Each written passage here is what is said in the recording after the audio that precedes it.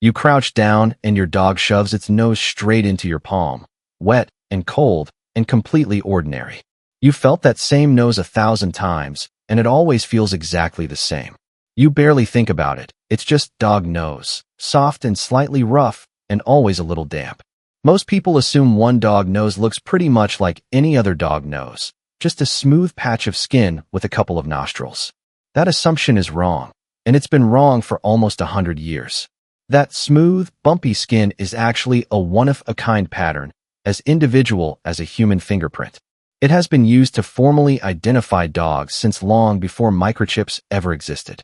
The real story here isn't about dogs being cute. It's about biology quietly running an identification system on every single dog's face. It's about something called the nasal planum, the hairless, textured skin covering a dog's nose. Its ridges and grooves form a pattern that never repeats between two animals, not even littermates raised in the exact same environment. Nobody tells you that this pattern is set before a puppy is even born. By the time a puppy takes its first breath, its identity is already written on its face. Let's start with the basics, because the mechanism itself is surprisingly simple. A dog's nose isn't flat skin like your palm. It's covered in tiny raised ridges and deep grooves. Think of it like a topographic map, tiny hills and valleys pressed into a small patch of skin. These ridges form while the puppy is still developing inside the womb. They're shaped by random growth patterns in the surrounding tissue, not by genetics alone.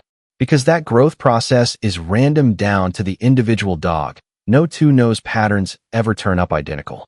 Not between strangers, not between siblings, not even between twins from the same litter. Once a puppy is born, this pattern is locked in for life. It doesn't fade, it doesn't smooth out, and it doesn't rearrange itself as the dog grows older. The only changes come from wear, things like digging, rough play, or the occasional scrape. So how unique are we actually talking about here?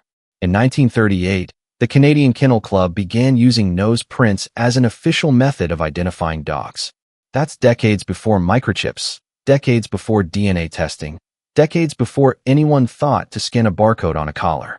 Researchers studying the pattern found it operates on the same principle as human fingerprint ridges. That principle is called biometric individuality, a physical trait so statistically varied between individuals it can reliably tell one apart from millions of others. That's not a loose comparison for a YouTube video. It's the same underlying mathematical logic used in human forensic science. Not similar to a fingerprint. Functionally identical in purpose. But here's where the science gets more specific and, honestly, more interesting. The pattern isn't just some bumps scattered around. Researchers actually catalog distinct features within it. Two of the most important are called beading and branching. Beading refers to small, bead-like nodes that appear along a single ridge line.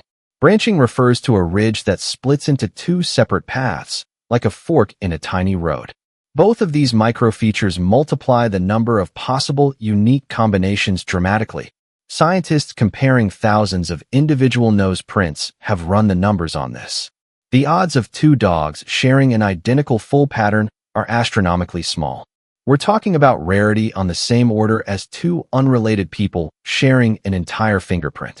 So why doesn't this fact replace microchipping altogether if it's this reliable? Because unlike a fingerprint scanner at an airport, a dog has zero interest in cooperating with a science experiment. Capturing a clean, high-resolution nose print requires the dog to hold still, stay calm, and press its nose evenly onto a surface or sensor. Anyone who has tried to get a dog to sit still for a simple photo already knows exactly how well that tends to go. A squirming, sniffing, easily distracted animal is not a great biometric subject. Now here's where this stops being a fun fact and starts being genuinely useful. In 2016, a South Korean biotech company developed a nose print scanning app. It was built specifically so shelters and pet owners could register lost dogs using nothing but a smartphone camera. No lab equipment, no vet visit, just a close-up photo and an algorithm doing the matching. Some countries have taken this idea even further than a lost pet app. In Turkey, nose print registration is being piloted as an alternative to microchipping for tracking stray dog populations.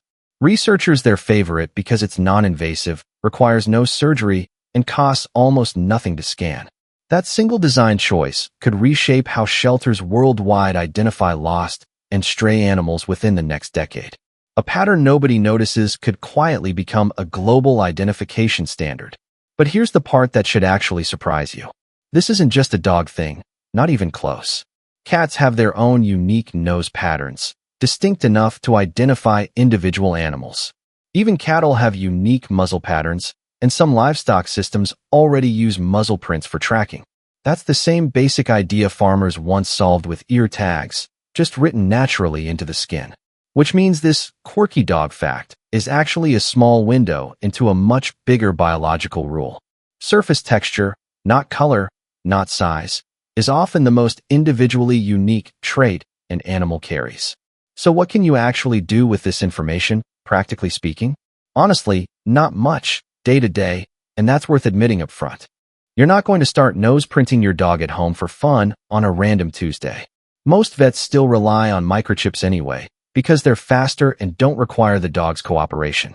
But if your dog ever goes missing, this fact stops being trivia and starts being useful. If a photo of that nose happens to be clear and close up, you're holding real identification.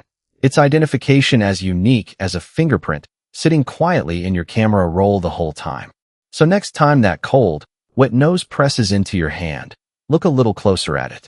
That ordinary patch of skin is a pattern that exists nowhere else on Earth. It's carried by one dog, and one dog only, for its entire life. Your dog's fingerprint was never on its paws. It was on its face the whole time.